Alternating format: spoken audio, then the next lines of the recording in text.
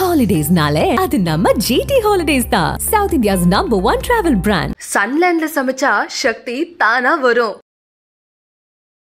ஒரு தனி நபரினுடைய சொத்தை ஒரு பொது நலனுக்காக கூட அரசு அப்படியெல்லாம் கையகப்படுத்திட முடியாது. அப்படியே அரசியலும் உச்ச நீதிமன்றத்தினுடைய கவனத்துக்கு பரிசீலனைக்கு போய் அடிப்படை உரிமை பாதிக்கப்படுகின்றது. எங்களுடைய நிலம் தனியார் நிலம், நீங்க இஷ்டத்துக்கு எடுத்துக்கிட்டு உங்களுக்கு விரும்புகிற நஷ்டஈடு கொடுத்துட்டுனா நாங்க எப்படி வாழ முடியும்? இனிமேல் தனியார் மயம், தனியார் இண்டஸ்ட்ரீஸ் வந்துருக்கு. இப்போ என்னாச்சுன்னா ரயில்வே நிலையம், ஏர்போர்ட் பராமரிப்பு அங்கிறத விட தனியார் கொடுக்கக்கூடிய அளவில் வந்து பரந்தூர் விமான நிலைய போராட்டம் நடந்துருக்கு. அந்த மக்கள் நிலத்தை கொடுக்க மாட்டோம் அப்படின்னு சொல்லி போராடிட்டு இருக்காங்க. சேலம் சென்னை புதிய 8 வழிச்சாலைக்கு எங்க நிலத்தை எடுக்கக்கூடாது, இப்படி நிறைய போராட்டம். மீத்தேன் எங்க நிலத்துல வேண்டாம், பக்கத்துல வேண்டாம், நெடுவாசல் பிரச்சனை, ஹைட்ரோ கார்பன், பல விஷயம் இந்தியா முழுவதும் இருக்குது. தமிழ்நாடு இப்ப என்ன நிலைமை? காலமாக இந்த நிலங்களை ஒரு 10-15 வருஷமா ஆட்சியில் இருக்கும் சட்டமன்ற உறுப்பினர், நாடாளுமன்ற உறுப்பினர், உறவினர்களுக்கே அப்படி வேற ஒரு பர்பஸ்ன்னு போட்டு வாங்கிக்கிறாங்க. அது நடத்த இன்னும் வெளியே தெரியல, அது வெளியே தெரியல. எங்க அரசாங்கத்தான பயன்படும். அதுல ஒரு சீரியஸ்னஸ் இருக்கிறனாலதான் நான் அடுத்த கேள்விக்கு முன்னாடி திரும்ப அது சொல்றேன். எனக்கு புரியுது சார். புரிஞ்சுக்கிட்டீங்களா? எனக்கு புரிஞ்சிருச்சு. நெப்போட்டிசம் நடக்குது. தப்பு அது. இப்ப கேள்வி ஈசிஆர்ல ஒரு ப்ராஜெக்ட் மத்திய அரசு கொண்டு வருது. ஆமா, இப்ப அந்த திட்டத்தை செயல்படுத்துறதுக்கு நான் நிலம் கொடுக்கலைன்னா இப்ப என்ன நிலைமை? என்னன்னா நீங்க நிலங்கள் எடுக்கிறீங்கன்னா ஏதோ பேருக்கு அந்த 10 ஏக்கர், இந்த 20 ஏக்கருக்கு, அங்க 30 ஏக்கர் இருக்கு, அங்க 50 ஏக்கர் எல்லாம் எடுத்துட்டு சும்மா போடக்கூடாது. Correct sir. இல்ல தீர்ப்பு எனக்கு புரியுது. ஆக்கப்பூர்வமாக ஸ்பீடாக மக்களுக்கு செல்ல வேண்டிய திட்டங்களுக்காக எடுத்து விரைவாக நியாயமாக இருக்க வேண்டும் சொல்லியிருக்கேன். எடுக்கக்கூடாதுன்னு சொல்லுங்க. மத்திய மாநில அரசுகள் இந்த தீர்ப்பை எதிர்த்து மேல்முறையீட்டுக்கு போக வாய்ப்பு இருக்கா? நீங்க அவசர சட்டம் கொண்டு வந்தாலும் மேலும் உச்ச நீதிமன்றத்துக்கு தான் போகும். உச்ச நீதிமன்றம்னா இந்த தீர்ப்பு கீழே தான் அவங்க. ஓகே, அப்ப இதுதான் ஃபைனல். உலக தமிழர்கள் அனைவருக்கும் வணக்கம். இன்றைய சிறப்பு நேர்காணலில் நம்மோடு இருக்கக்கூடியவர் KS ராதாகிருஷ்ணன். வணக்கம் சார். சார், உச்சநீதிமன்றத்தினுடைய சமீபத்திய தீர்ப்பு, அரசியல் சாசன அமர்வே தீர்ப்பு கொடுத்துருக்காங்க. 9 பெஞ்ச் தீர்ப்பு, வரலாற்று முக்கியத்துவம் வாய்ந்த தீர்ப்பு.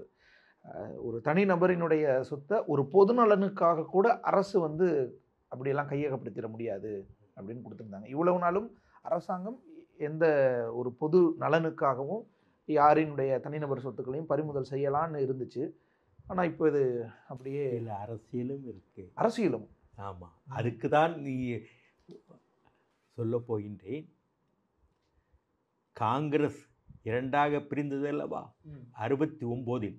ஆர்கனைஸ்ட் காங்கிரஸ் அதான் OI, காங்கிரஸ் இந்திரா ரூலிங் காங்கிரஸ் 2ஆக 69இல் பிரிந்தது. திருப்பதியிலும் அந்த காங்கிரஸ் தலைவர்கள் நிஜலிங்கப்பா, காமராஜர், அதுல்யா கோஷ், குப்தா, SK பாட்டீல் போன்றவர்களாம் ஆலோசித்தார்கள். காமராஜரிடம் மொரார்ஜி தேசாய் போட்டியிட்டார். லால் பகதூர் சாஸ்திரி இறந்தவுடன் நீங்கள் நேருவின் மகளை பிரதமராக வேண்டும் என்று முடிவெடுத்து கிங் மேக்கராக இருந்தீர்கள். இன்றைக்கு நிலை என்ன? காங்கிரஸ் கட்சின்னு ஒரு கட்சி இருக்குது. இந்த ஆலமரத்திலிருந்து தான் பிரதமர், அமைச்சர்கள், மாநில அரசுகள். இந்திரா காந்தி நம்மளை கேட்குறதே இல்லை, பிரதமரான பிறகு கேட்குறதே இல்லை, எந்த ஆலோசனையும் கேட்குறதில்லை அன்னு ஒரு நெருக்கடியை உருவாக்கிறார்கள். இந்திரா காந்தி சோசியலிச கொள்கைக்கு உட்பட்டு தன்னுடைய கடமையில் ஆற்ற வேண்டும் என்று நினைக்கின்றார். காங்கிரஸ் 2ஆக பிரிகிறது. Ruling Congress, organisation Congress. நம்ம தமிழ்நாட்டில் ஆர்கனைசேஷன் காங்கிரஸ் தான் பலமாக இருந்தது. ஏன்னா காமராஜர் இங்கே இருந்தார்.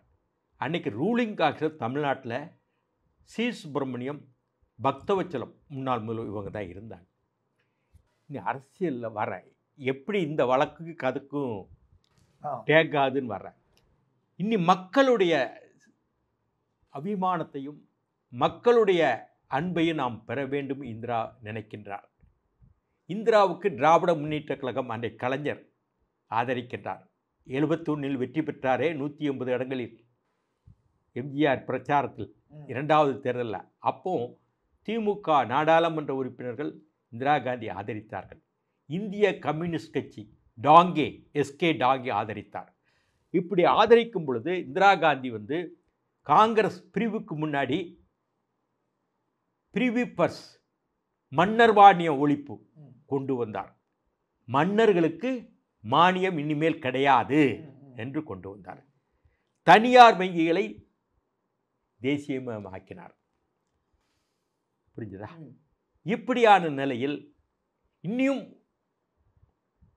ஒரு படி மேலே போகணும், நாட்டின் முன்னேற்றம், தொழிற்சாலைகள் வர வேண்டும், பல்வேறு திட்டங்களுக்கு அமுல்படுத்த நிலங்கள் வேண்டும் என்ற நிலையில் அரசியல் சாசனம் 42வது திருத்தம் அவங்க அம்மா பண்ணி சோஷலிஸ்ட் செக்குலார் ரிப்பப்ளிக்னு பிரியாம்பிள் முகப்பில் சேர்த்தாங்க. நேரு காலத்தில் செக்குலார் சோஷலிஸ்ட் கிடையாது இல்லையா? அதுக்கு பிறகு 39B அரசியல் சாசனம் 39B பிரிவு, பிறகு 31C இந்த பிரிவின் கீழ்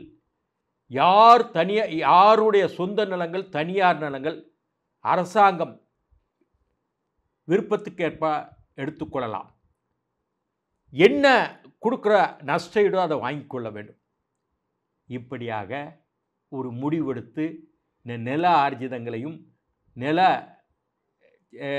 லேண்ட் அக்விசிஷன் ஆக்ட் என்று கொண்டு வந்தார்கள். பிறகு அது என்னாச்சுன்னா உச்சநீதிமன்றத்தினுடைய கவனத்துக்கு பரிசீலனைக்கு போச்சு. அடிப்படை உரிமை பாதிக்கப்படுகின்றது, எங்களுடைய நிலம் தனியார் நிலம், நீங்கள் இஷ்டத்துக்கு எடுத்துக்கிட்டு உங்களுக்கு விரும்புகிற நஷ்டஈடு கொடுத்துட்டுனா நாங்கள் எப்படி வாழ முடியும் என்று பல்வேறு மாநிலங்களில் இதை குறித்தான ரிட் பெட்டிஷன்கள் உயர்நீதிமன்றத்தில் தாக்கல் செய்யப்பட்டன. இறுதியாக இந்த மனுக்கள் அப்பீலாக ரிட் அப்பீலாக உச்ச நீதிமன்றம் சென்றது.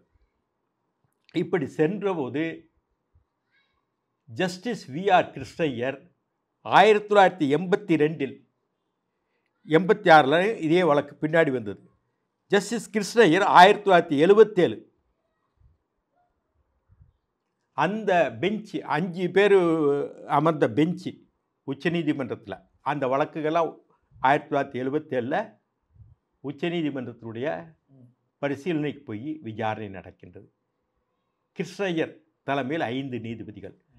எந்த நிலத்தையும் எடுத்துக்கொள்ளலாம், அரசாங்கம் சட்டம் சரிதான், அரசாங்கத்துடைய உத்தரவு சரிதான், நாட்டின் நலனுக்காக சமுதாய நலனுக்காக எந்த நிலங்களும் எடுத்துக்கொள்ளலாம், எவ்வளவு நஷ்டஈடு அரசாங்கம் கொடுத்தோ வாங்கிக்கொள்ளதான், நிலம் யாருக்கும் சொந்தம் கிடையாது, இது சோசியலிச சமுதாயம் என்று ஒரு தீர்ப்பை கொடுத்தார். அந்த தீர்ப்பு அப்போது பேசப்பட்டது, விரிவாக பேசப்பட்டது. 1977 கிட்டத்தட்ட ஒரு 38-39 ஆண்டுகள் வைங்களேன் முன்னாடி 77 பேசப்பட்டது. அதில் மாற்று கருத்துக்களும் ஒரு சில அதில் ஒரு ஜட்ஜு எனக்கு உடன்பாடு இல்லைன்னு தீர்ப்பும் கொடுத்தாரு. பட்டு பெருவாரியான ஜட்ஜு ஆதரித்ததுனால 4 ஜட்ஜு ஆதரித்ததுனால அந்த தீர்ப்பு கிருஷ்ணய்யர் எழுதின தீர்ப்பு தான் எடுத்துக்கொள்ளப்பட்டது. அதற்கு பிறகு 1987 86 இதே மாதிரி பிரச்சனை வருது உச்சநீதிமன்றத்துடைய பரிசீலனைக்கு. அப்பமும் பல நீதிபதிகள் அடங்கிய ஒரு பெஞ்ச் 2 தடவை விசாரிக்கப்பட்டதும் கிருஷ்ணய்யர் கொடுத்த தீர்ப்பு சரிதான் சொல்லிட்டாங்க. எந்த நிலங்களையும் தேவைக்கேற்பாப்புல அரசாங்கம் எந்த முகாந்தாரம் இல்லாமலும் எத்தனை நியாயங்கள் இருந்தாலும் சோசியலிச சமுதாயம் படைக்க வேண்டும் என்பதற்காக எடுத்துக்கொள்ளலாம், எவ்வளோ நஷ்டஈடு கொடுத்தாலும் எடுத்துக்கொள்ளலாம் என்று தீர்ப்பு வந்தது. இப்படி இருக்கும் பொழுது 1986 பம்பாயில் மகாராஷ்டிராவில் சில நிலங்களை எடுத்து ஹவுசிங் போர்டு வீட்டு நலனுக்காக வீட்டு வசதிக்காக ஏழை மக்களுக்கு கொடுக்கறதுக்காக எடுத்தாங்க. ஆமாம் 1986 இது மகாராஷ்டிரா மும்பை உயர்நீதிமன்றத்தில் வழக்கு வந்தது. அந்த வழக்கில் கிருஷ்ணய்யர் சொன்னது சரிதான் சொல்லிட்டாங்க. அதற்கு மேலே மேல்முறையீடு மேல்முறையீடு உச்சநீதிமன்றத்துக்கு வருது. இது எப்போ 1992 வருது மேல்முறையீடு. இப்போ எந்த வருஷம் 24. எவ்வளோ தூரம் தாமதமாகுதுன்னு பாருங்க. பல்வேறு உயர்நீதிமன்றத்தில் இருந்த இதே மாதிரி வழக்குகளையும் கொண்டு வரப்பட்டு ஒரே நேர்கோட்டு டேக் பண்ணாங்க. 30-33 வருஷம். ஆமாம், டேக் பண்ணாங்க. டேக் பண்ணிவிட்டு இன்னைக்கு ரிட்டையர்ட் ஆக போகிறல்ல நீதிபதி சந்திரசூட், இவங்க அப்பாவும் உச்சநீதிமன்றத்தின் தலைமை நீதிபதியாக இருந்தாங்க. இவர் சிடி சந்திரசூட். இவர் பெஞ்சில் 8-9 ஜட்ஜஸ் அடங்கிய bench, full bench. Rishikesh Roy, Nagarathna, இவங்க வந்து கர்நாடகா. சுதான்சு துலியா, அது பிறகு பர்த்திவாலா ஒரு judge, Manoj Misra, Rajesh Bindal, Satish Chandra Sharma, Augustine George Masih என்ற 9 நீதிபதிகள் அடங்கிய பெஞ்ச் விரிவாக விசாரித்தது. விசாரித்தவுடன் இந்த வழக்கில் பல்வேறு முன்னுதாரணங்கள், இந்த அடிப்படை உரிமை, சொத்துரிமை, இதெல்லாம் பேசுவாங்க இல்லையா. அதே மாதிரி நாடாளுமன்றம் அரசியல் சாசனத்தை இஷ்டத்துக்கு ஏத்தாப்புல திருத்தலாமா என்கிற விஷயங்கள்லாம் அதில் பேசப்பட்டது. அப்படி பேசிய வழக்கில் கேசவானந்த பாரதி கேஸ், கேரளாவில் ஒரு சைவ மடம் வட கேரளத்தில், அவர் அந்த கேஸில் பல்கிவாலா ஆஜரானார். Kesavananda Bharati case famous case. அந்த கேஸில் நாடாளுமன்றம் பேசிக் ஸ்ட்ரக்சர், அரசியல் சாசனத்தின் அடிப்படை கூரை திருத்த முடியாது.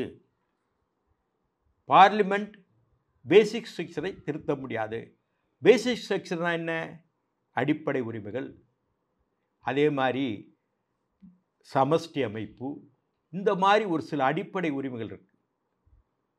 இதை வந்து நாடாளுமன்றமும் திருத்தவே முடியாது, இது அடிப்படை கூறு என்று தீர்ப்பு கொடுத்துட்டாங்க. அதே மாதிரி Golaknath case, Minerva mill case, A K Gopalan communist தலைவர் இருந்தார் இல்லையா, அவர் வந்து டிடென்ஷனில் பிரிவென்டிவ், அவர் வந்து கம்யூனிஸ்ட் கட்சியின் நாடாளுமன்ற தலைவராக இருந்தார், கேரளாக்காரர். அவர் வந்து ஃபண்டமெண்டல் ரைட்டை பற்றி பேசியிருந்தார், வழக்கில் சொல்லியிருந்தார். அந்த வழக்கும் பரிசீலனை. இது வந்து அடிப்படை உரிமை, அவங்கவுங்க சாப்பாட்டுக்கு இந்த நிலங்கள் தான் சாப்பிட முடியும்ங்கிற உரிமையில் அந்த வழக்கையும் இந்த இந்த இந்த வழக்குகளை பரிசீலனைக்கு எடுத்துக்கிட்டாங்க. மினர்வா மில், நான் சொன்னாப்புல Maneka Gandhi versus union of India, Maneka Gandhi Indira Gandhi மருமக, அந்த அம்மா பாஸ்போர்ட்டை மறைச்சி வச்சாங்க எமர்ஜென்சி நேரத்தில் புராஜிஸை. அந்த வழக்கும் இந்த வழக்கில் பரிசீலனைக்கு உட்பட்டு. அந்த வழக்குகள் பல்வேறு கூறுகள் இந்த வழக்குக்கு சம்பந்தமாக இருந்தன. இது மாதிரி ஒரு 10-15 முக்கிய வழக்குகள். அதே மாதிரி இந்திரா காந்தி வர்சஸ் ராஜநாராயணன் தேர்தல் வழக்கு இருக்கு இல்லையா, அது கிருஷ்ணய்யர் தான் இடைக்காலம் இது கொடுத்தாரே, அது கொடுத்தாரு. கிருஷ்ணய்யர் உங்களுக்கு தெரியும், கம்யூனிஸ்ட் கட்சியில் இருந்தவர். அன்னைக்கு மலபார் பகுதியிலேருந்து சென்னையில் சட்டமன்றம் இருந்தது இல்லையா, அப்போ மலபார் பகுதியில் சென்னையில் இருந்தது இல்லையா, சென்னை ராஜதானியில் கலைவாண அரங்கு இருக்கு இல்லையா, பழைய கலைவாண அரங்கம் பாலர் அரங்கம்னு கூப்பிட்டாங்க, அங்கே சட்டமன்ற உறுப்பினர். நம்ம விட்டு கேரளா நவம்பர் 1, 1956 பிரிஞ்சு அவங்க தனியாக போனாங்கல்ல, நவகேரளம், விசாலா ஆந்திரம், நம்ம இன்னைக்குள்ள தமிழகம், இதெல்லாம் இந்த திமுக காரங்க தெரியாது. இதை விட்டுட்டு பிறந்த நாளை விட்டுட்டு பேர் வச்ச நாளை தமிழ்நாடு நாள்னு கொண்டாடுறாங்க. 2 நாளையும் கொண்டாடுங்க. அந்த நிலையில் கேரளாவில் கிருஷ்ணய்யர் அமைச்சராகவும் இருந்தார். அப்படிப்பட்டவர் கேரள மாநில கொச்சின் நீதிமன்றத்தில் நீதிபதி, பிறகு உச்சநீதிமன்ற நீதிபதியானார். அவர் இந்திரா காந்தி உடைய தேர்தல் வழக்கு அலகாபாத் கோர்ட் செல்லாதுன்னு சொன்னார் இல்லையா, அந்த வழக்கு ஸ்டே கொடுத்துறவர் தான். நீங்கள் வந்து உங்களுக்கு ராஜநாராயணன் போட்டார் இல்லையா, அவர் ராஜநாராயணன் மொரார்ஜி அரசாங்கத்தில் மக்கள் நல்வாழ்வுத்துறை சுகாதாரத்துறை அமைச்சர், ஹெல்த் மினிஸ்டர். பிறகு அவர் செல்லாதுன்னு சொன்னாங்க இல்லையா. இப்படியான பல வழக்குகளும் இதை உள்ளே ஆலோசிக்கப்பட்டது. கடந்த காலத்தில் உச்சநீதிமன்றத்தில் என்ன கருத்துக்கள் சொன்னார்கள், அடிப்படை உரிமைகள், அதே மாதிரி சமஷ்டி அமைப்பு, அரசியல் சாசனத்தினுடைய திருத்தங்கள் குறித்தெல்லாம் இந்த வழக்கில் ரொம்ப டீல் பண்ணி கிட்டத்தட்ட 97-98 பக்கத்துக்கு இந்த ஜட்ஜ்மெண்ட் கொடுத்துருக்குறாங்க. இது வந்து ஒரு முக்கியமான கூறாகும், ஒரு காரணியாகும். இப்போ என்னென்னா, அன்னைக்கு வந்து சோசியலிச சமுதாயம் இந்திரா காந்தி கம்யூனிஸ்டோடு நெருக்கமாக இருந்தார். சோவியத் ரஷ்யாவோடு அன்றைக்கி யுஎஸ்எஸ்ஆர், இன்றைக்கி ரஷ்யா ஒப்பந்தம் போட்டோம் அமெரிக்காவுக்கு எதிராக. அப்போ நிக்சன் அங்கே ஜனாதிபதி. இப்படியான ஒப்பந்தத்தில் நாம் அன்னைக்கு இந்திரா காந்தி வந்து கம்யூனிச கொள்கையில் சோவியத் யூனியன் பாதையில் பயணித்தார். அப்போ அந்த பயணித்தது இந்த ராஜமானிய ஒழிப்பு, அதே மாதிரி உங்களுக்கு தெரியும் வங்கியில் தேசியமயம், இந்த தனியார் சொத்துக்களை எடுத்து சோசியலிச பாதையில் போக வேண்டும் என்ற ஒரு கருத்தை கொண்டு வந்தார். இன்றைக்கு என்ன ஒரு சூழ்நிலை என்றால், இந்த நீதிமன்றத்தில் பேசப்பட்டதுன்னா, இன்றைக்கு குளோபல் வில்லேஜ் என்றார். தனியார்மயமாக்கல், உலகமயமாக்கல் எல்லாமே எளிதாக. முன்னாடியெல்லாம் உங்களுக்கு தெரியும், பர்மா பசாரில் தான் அந்த கடத்தல் பொருள் வாங்க முடியும். சோனி, நேஷனல், இந்த டிவி எல்லாம் வருவாங்கல்ல, சோனி டிவி, நம்ம எல்லா இடத்துலையும் கடத்தல் பொருள்னு சொல்கிறதுக்கு இல்லை, கடத்தல் பொருள் வாங்கிட்டு வந்தால் பர்மா பசாரில் வச்சுருப்பாங்க. அவங்களுக்கு ஏதோ ஒரு பாவ ஏழை சாலைகள் அவங்க நடத்துகிறாங்க. அதான் வரி இல்லாமல் போட்டு, அந்த இது இல்லாமல் கஸ்டம்ஸில் வரி இல்லாமல் போட்டு எல்லாமே இங்கே உற்பத்தி பண்ணுறாங்க. அதனால சோனி டிவி இங்கே கிடைக்கும். அன்றைக்கி அதிசய பொருள் சோனி. முன்னாடி லைசன்ஸ் வேணும். ஆமாம், கலர் டிவி ஏர்போர்ட்லேருந்து கிளியர் பண்ணி வர்றதுல பெரிய பாடு. ஒரு சொல்கிறேன், ஞாபகம் பண்ண, ஒரு சிங்கப்பூருக்கு வைகோ போனார். இப்போ இல்லை, அப்போல்லாம் நான் நெருக்கமாக இருந்தவன். இன்றைக்கி பல பேர் பேசலாம், வைகோவுக்கு எல்லா வகையிலும் நான் நெருக்கமாக இருந்தவன். எப்போன்னா நான் சொல்கிறது 82, 81 கட்டம். அப்போது பிளாக் அண்ட் ஒயிட் டிவி தான், டயனோரா இதெல்லாம் இருக்கும், சாலிடார். இவர் எப்படியாவது கலர் டிவி வாங்கிட்டு வரணும்னு போகிறார். போயிட்டு வரும்போது வாங்கிட்டு வருவோமே அன்னு போகிறார். வாங்கிட்டு வரும்போது தெரியும் எம்பி அவர் 4 பதில் சொல்லி தான் கஸ்டம்ஸில் கிளியர் பண்ணி கொடுத்தாங்க. அப்படி ஒரு நெருக்கடியான கட்டம். எந்த பொருளும் வாங்கிட்டு, இப்போ மொபைல் ஃபோன் வந்து கிடையாதுக்கு பெரிய வரி இருக்கும். இப்போ அப்படியான ஒரு சூழ்நிலை. ஓப்பன் மார்க்கெட், லைசன்ஸ் ராஜ் எல்லாம் அப்போ பேசப்பட்டது. இப்போ என்ன ஆச்சுன்னா, உலகமே ஒரு கிராமம், குளோபல் வில்லேஜ் ஆகிப்போச்சு.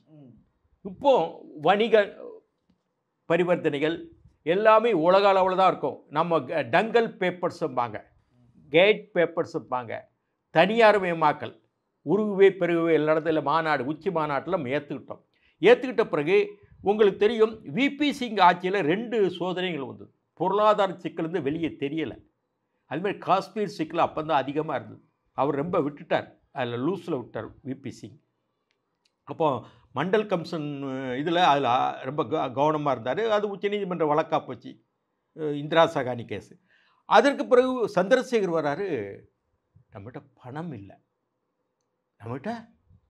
பணமே இல்லை, நம்ம இருப்பு தங்கத்தை விமானத்தில் போய் வச்சு உலக இது இருக்குல்ல, பணம் நிறுவனத்தில் அடகு வச்சு தான் நம்ம காலத்தை நடத்தணும். சந்திரசேகர் இடைக்காலமாக இருந்தார் இல்லையா?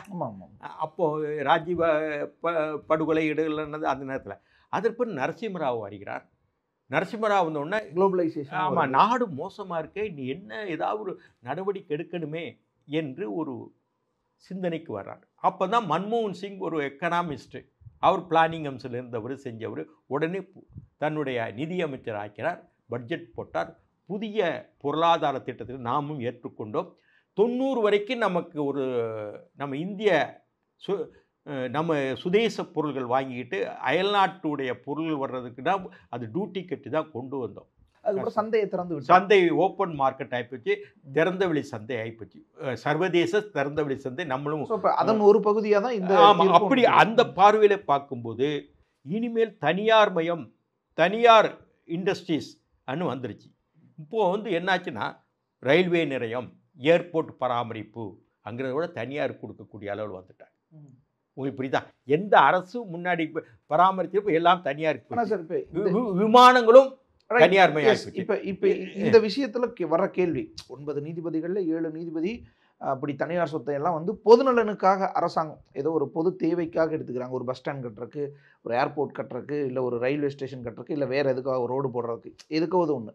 ஒரு தனியார்லேருந்து ஒரு நிலத்தை எடுக்கணும்னா அதெல்லாம் முடியாது, அவங்க பர்மிஷன் வேணும், அவங்க ஒப்புதல் கொடுக்கணுன்னாலாம் இப்போ இந்த தீர்ப்பு மூலமாக உறுதியாகுது. இப்போ நம்ம பார்த்தோம்னா பரந்தூர் விமான நிலைய போராட்டம் நடந்துட்டு இருக்கு. அந்த மக்கள் நிலத்தை கொடுக்க மாட்டோம் அப்படின்னு சொல்லி போராடிட்டு இருக்காங்க.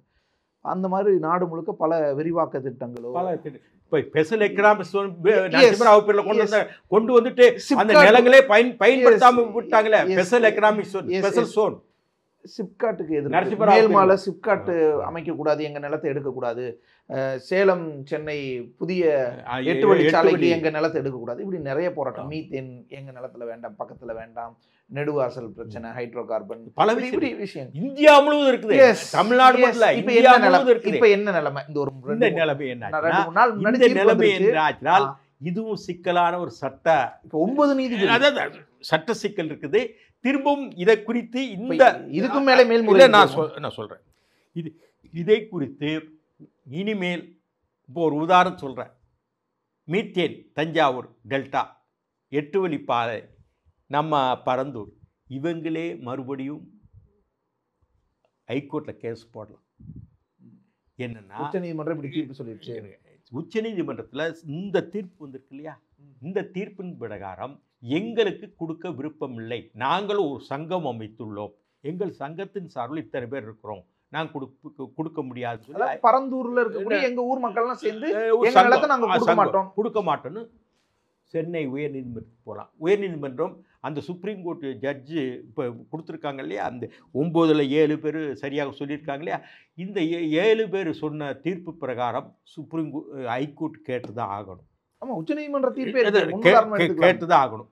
கேட்டு ஆகும்போது இவங்களுக்கு இந்த மனுதாரர் இருக்காங்களே, ரிட் பெட்டிஷன் போட்டாங்களா, எங்களுக்கு அடிப்படை உரிமை பாதிச்சு போகும், எங்களுடைய தனியார் சொத்து எங்களுக்கு இதான் வாழ்வாதாரம்னு சொல்லுவாங்க இல்லையா. அப்போனா இதுக்கு பிரகாரம் இந்த இந்த இந்த அப்பீல் மறுபடியும் சுப்ரீம் கோர்ட்டுக்கு அரசாங்கங்கள் போகலாம், சம்பந்தப்பட்ட அரசாங்கம். என்ன இப்படி மாநில அரசாங்கம் மத்திய அரசாங்கமும் யார் ஜிஓ போட்டாங்களோ. ரெண்டாவது உங்களுக்கு என்னென்னா இன்னொன்று இதில் பார்க்கணும், ஒரு ஒரு ஒரு நிலங்களை எடுக்கிறீங்க குறிப்பிட்ட நோக்கத்திற்காக எடுக்கிற, பல இடங்கள் அந்த குறிப்பிட்ட நோக்கம் இல்லாமல் வேற ஒரு நோக்கத்துக்கு அது பயன்படுத்துகிறாங்க.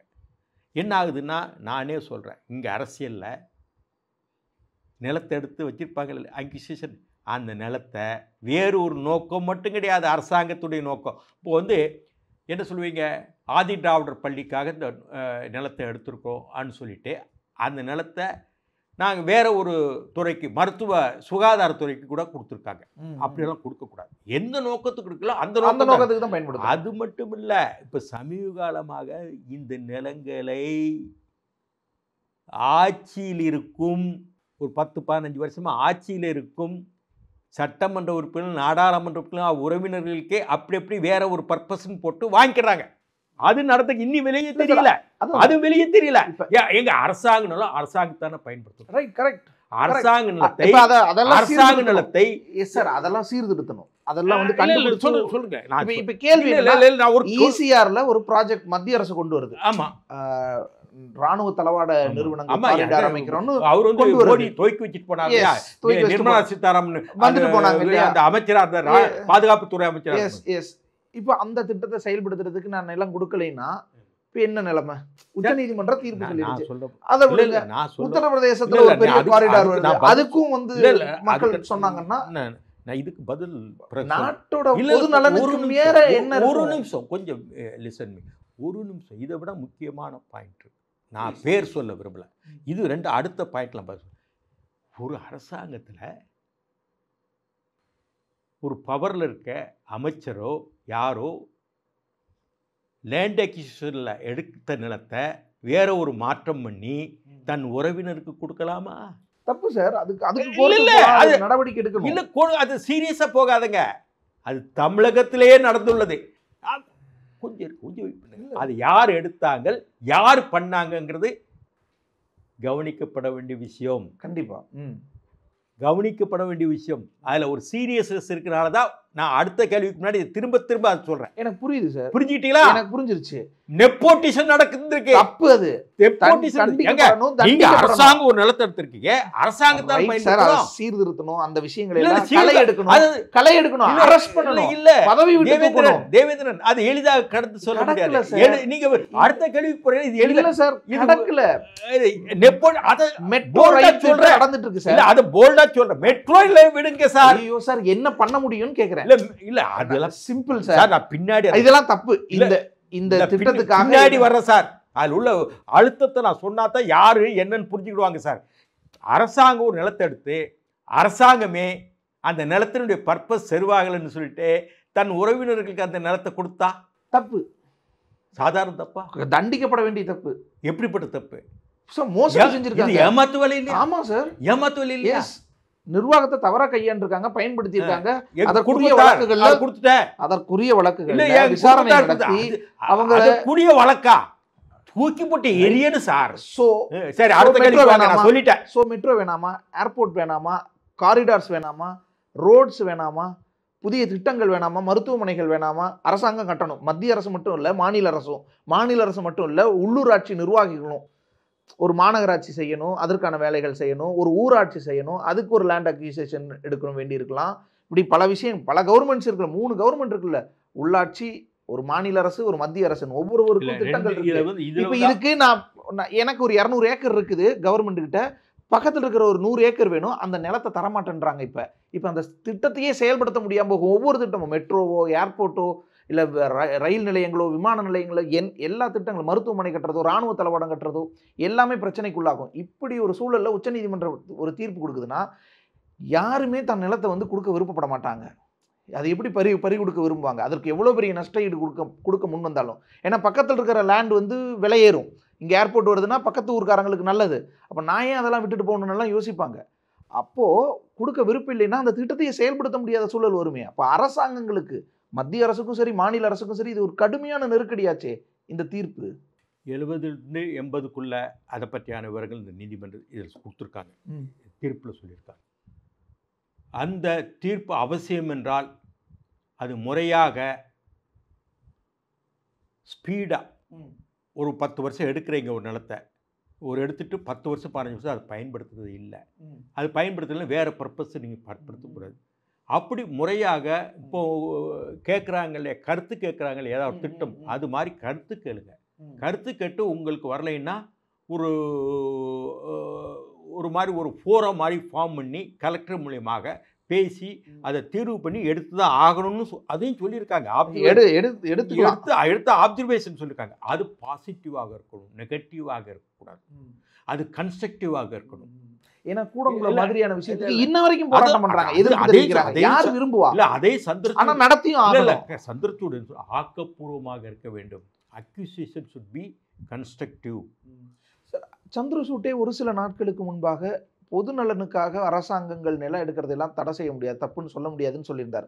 ஆனா அந்த தீர்ப்புல ஆதரவா தீர்ப்பளிச்சிருக்காரு. ஆதரவா தீர்ப்பளிக்கல, உள்ள இன்பிட்வீன் லைன் கன்ஸ்ட்ரக்டிவா இருக்கிறதுல ஸ்ட்ராங்கா நீங்க எடுத்து. இப்ப மத்திய மாநில அரசுகள் இதை இன்னும் சொன்னா புரியும். என்னன்னா நீங்க நிலங்கள் எடுக்கிறீங்கன்னா ஏதோ பேருக்கு அந்த 10 ஏக்கர், இந்த 20 ஏக்கருக்கு, அங்க 30 ஏக்கர் இருக்கு, அங்க 50 ஏக்கர், எல்லாம் எடுத்துட்டு சும்மா போடக்கூடாது. Correct sir. இல்ல தீர்ப்பு புரியுது. ஆக்கப்பூர்வமாக ஸ்பீடாக மக்களுக்கு செல்ல வேண்டிய திட்டங்களுக்காக எடுத்து விரைவாக நியாயமாக இருக்க வேண்டும் சொல்லியிருக்கிறேன். எடுக்கக்கூடாதுன்னு சொல்ல புரியுது, அதையும் புரிஞ்சுக்கோங்க. ஆனா உங்க மானாவாரியை எடுத்துட்டு நீங்க வாட்டில் போட்டு வச்சுட்டு உங்க சொந்தக்காரன் மகன் மருமகன் நீங்க கொடுத்துடக்கூடாது. ஆட்சியில் இருக்கவங்க அதெல்லாம் சொல்லியிருக்கேன். சொன்னதுனால தான் இந்த 2 ஜட்ஜஸ் நாகரத்னாவும் நம்ம இவர் இருக்கார் இல்லையா, அந்த இவர் ஹாரிஸ், 2 பேருமே அந்த தீர்ப்பில் சொல்லும்போது கிருஷ்ணய்யரை பற்றி ஒரு ரிமார்க்கில் வரும். இவர் அன்னைக்குள்ள புரிதல் இல்லாமல் இஷ்டத்துக்கு பண்ணிட்டாரு அங்கிற ஒரு கருத்தோட்டமாக கிருஷ்ணய்யரை மேலே எதிர்வினை. அது நான் வக்கீலாக இருக்கிறதுனால கிருஷ்ணய்யரை நான் பேசக்கூடாது. சுப்ரீம் கோர்ட் ஜட்ஜி பேசலாம். ஒரு தீர்ப்பு நான் அட்வொகேட்டாக நான் கடுமையான சாடல் அதில் இருக்கு. அப்போ சாடல் இருக்கும்போது நாகரத்னா கடுமையாக சொன்னாங்க. நாகரத்னா கர்நாடகா லேடி. அந்த அம்மா என்ன சொன்னாங்க, ஒரு ஜட்ஜு நம்ம முன்னாடி இருந்திருக்கிறாங்க, இப்போ அவர் இல்லை, அவர் ஒரு தீர்ப்பு கொடுத்துருக்காரு, அந்த தீர்ப்புக்கு உயிர் இருக்குது, நம்ம அந்த தீர்ப்பு கொடுத்தாருன்னா அவரை பற்றியான எதிர் வினைகள் நாகரீகமாக சொல்ல வேண்டும் என்று கடுமையாக சந்திரசூடுக்கு எதிராகவே அது சொல்லியிருக்காங்க. ஓகே, கிருஷ்ணகிரிக்கு ஃபேவரா ஒரு நிமிஷம். அதே மாதிரி ஹாரிஸ்ன்னு இருக்காரு, அவர் சாப்பிட்டா சொல்லியிருக்கிறார். ஹாரிஸ் இல்லை, அதுதான் இது கிருஷ்ணகிரிக்கு ஃபேவரா சந்திரசூட்டுக்கு சொல்கிறாங்க. சந்திரசூட்டுக்கு சொல்கிறாங்க ஹாரிஸ். நீங்கள் நம்ம ஒரு நம்முடைய முன்னாடி ஒரு பிரதர் இருந்துட்டு போயிருக்கார், பிரதர் ஜட்ஜஸ்ம்பாங்க, அவர் இப்போ இல்லை, ஒரு வியூவை சொல்லியிருக்கிறார். அந்த வியூவை நான் குற்றம் பார்க்கக்கூடாது, எதிர்வினை ஆற்றக்கூடாதுன்னு நாகரத்னாவும் ஹாரிஸும் சொல்லியிருக்காங்க. நாகரத்னா 9 நீதிபதிகள் 2 நீதிபதி இந்த தீர்ப்புக்கே எதிர்ப்பா இல்லை. இந்த கிருஷ்ணய்யர் சொன்ன கருத்துக்களுக்கு ஆணித்தரமாக பதில் சொன்னாலே, என்ன இப்படி சொல்லிட்டு போயிட்டாரு, அது சொல்ல வேண்டிய கருத்து நான் சொல்லக்கூடாது, பழைய வாதமாக இருக்குன்னு ஒரு சில கருத்து நான் சொல்லக்கூடாது. சார் 7 பேர் தானே ஃபேவரா இருக்காங்க. 7 பேரும் 9 பேருமே கொஞ்சம் 2 பேருமே லைட்டாக ஃபேவராக தான் இருக்காங்க. அந்த இது நீங்கள் பாயிண்ட் சொன்னீங்க இல்லையா, எல்லா நலத்திட்டங்கள் வரணும், நாளைக்கு இது பண்ணணும், அதுக்கு இந்த 2 பேர் ஸ்ட்ராங்காக சொல்கிறாங்க, ஆதரவாக இருக்காங்க. கிருஷ்ணய்யர் ஜட்ஜ்மெண்ட்லையும் நீ மறுபரிசீலனை செய்யறது தான் அவங்களும் சொல்கிறாங்க. கிருஷ்ணய்யர் மேலே எதிர்வினை இருக்கக்கூடாது. அதே மாதிரி ஜஸ்டிஸ் ராய் இது சந்திரசூட் ஆக்கப்பூர்வமாக அறிவுபூர்வமாக இன்டலெக்சுவலாக சொல்லியிருக்கிறாருன்னு அவர் ராய் சொல்கிறார், பாராட்டுறார் சந்திரசூட்டை. ஆமாம், இப்படி பலவிதமான இந்த தீர்ப்பு. சந்திரசூட் ரிட்டையர்ட் ஆக போகிறார். சந்திரசூட் ஏற்கனவே அயோத்தி கேஸில் அவர் தான் தீர்ப்பு கொடுத்தார், உங்களுக்கு தெரியும். இப்படி அவர் தேர்தல் பிரச்சாரத்தினுடைய எதிரொலின்னு ஒரு புள்ளி வைக்கிறாங்க. ஆமாம், தேர்தல் பிரச்சாரத்தில் பிரதமர் நரேந்திர மோடி சொல்லும்போது நம்ம நாட்டினுடைய வளங்களை எல்லாம், இந்துக்களினுடைய வளங்களை எல்லாம் எடுத்து இவங்க எல்லாத்துக்கும் கொடுத்துருவாங்க, சிறுபான்மையினருக்கு கொடுத்துருவாங்க இவங்க ஆட்சிக்கு வந்தா. ஸோ அதோட எல்லாம் ரிலேட் பண்றாங்க, அதெல்லாம் சம்மந்தம் இருக்கு. அது சம்மந்தம் இல்லை. இது public purpose. Yes yes, this is public purpose. தனியார் லேண்ட் இல்ல, அதுதான் அத தனியார் லேண்ட் இப்போ கொடுக்க முடியாது. பிரதமர் மோடி இல்ல இல்ல, நான் சொல்றேன், நீங்க பிட்வீன் தி லைன் பார்க்கணும். தனியா இப்போ எனக்கு என் வில்லேஜில் 100 ஏக்கர்னா அதை எடுத்து இப்போ வக்ஃப் வாரியத்துக்கோ சர்ச்சு கட்டுறதுக்கோ கோயில் கட்டுறதுக்கோ கொடுக்க இல்லை, எல்லாருமே பயன்படுத்துற மாதிரி ஆகுது. இல்லை, கொஞ்சம் ப்ரொப்போசிஷன் சொல்கிறேன், பண்ண முடியாது.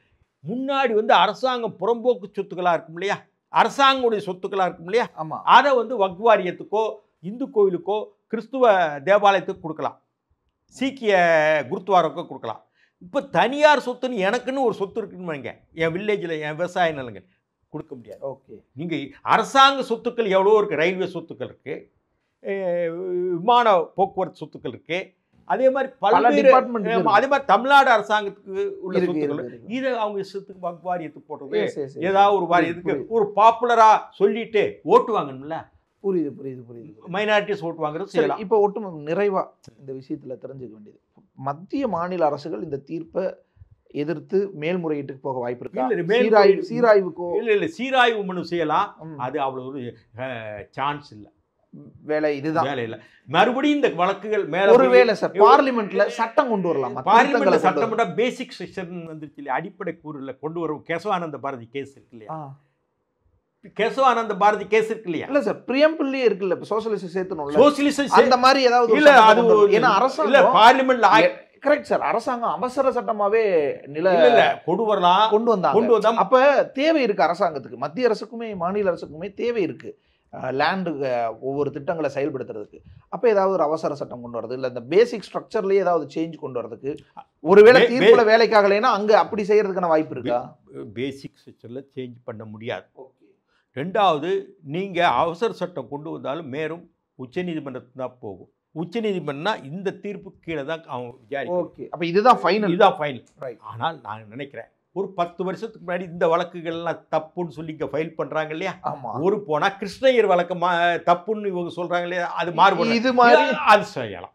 அது ஒரு 5 வருஷம் 10 வருஷம். ஓகே சார், இதுதான் இதில் உள்ள இதில் பலர் இதை பற்றி தமிழ் பேப்பர்லேயே வரல, இவ்வளவு யாரும் கண்டுக்கலை. அப்படின்னா எப்படி தமிழ்நாடு இருக்குன்னு பாருங்கள். தமிழ்நாடு, நான் எதுக்கு உங்களுக்கு இந்த விஷயங்கள்லாம் சொல்கிறேன்னா, இது மக்களுக்கு போகணும். இது அடிப்படை முக்கியமான விஷயங்கள்.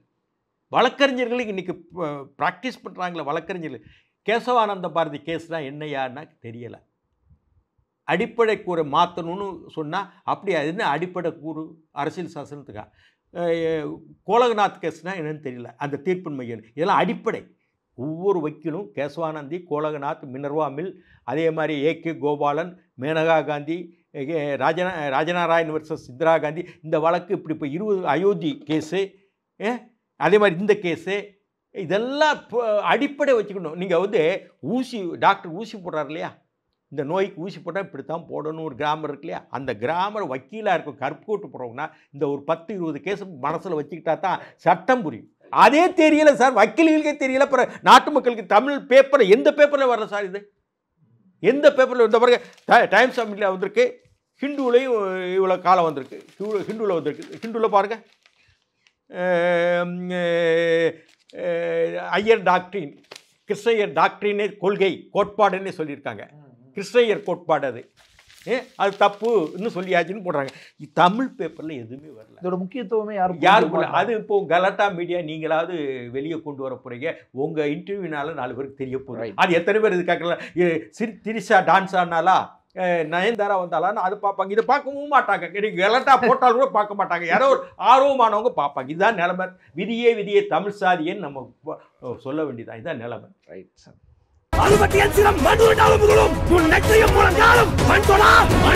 Holidays nale adu namma GT Holidays da, South India's #1 travel brand. சன்லேண்ட்ல சமைச்சா சக்தி தானா வரும்.